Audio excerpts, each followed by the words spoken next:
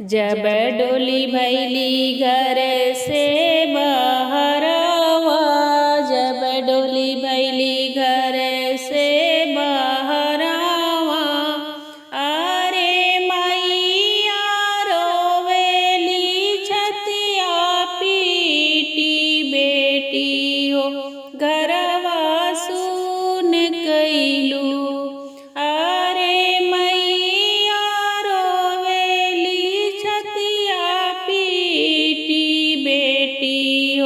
घरवा सुन कैलू। बिटी रहू चिटी रहू सखी असल हरी, बिटी रहू चिटी रहू सखी असल हरी।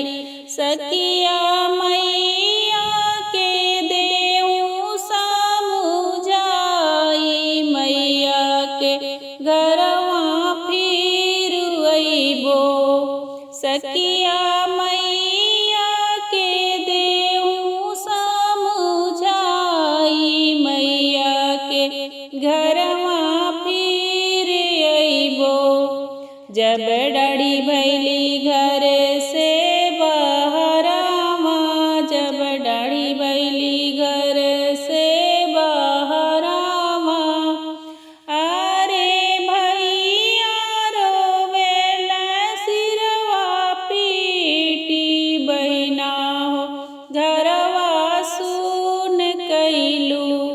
अरे भैया रोवेला सिरवा पीटी, बहिना हो घरवा सुन कैलू। जब डाड़ी भैली घर से बहरवा, अरे पापा रोवेला छतिया पीटी, बेटी हो घरवा सुन कैलू।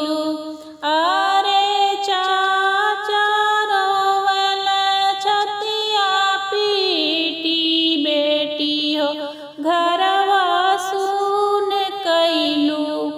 बेटी रहू चिटी रहू सखी असल हरी, बेटी रहू चिटी रहू सखी असल हरी। सखिया पापा के देहू समुझाई, पापा के घरवा फिर अइबो।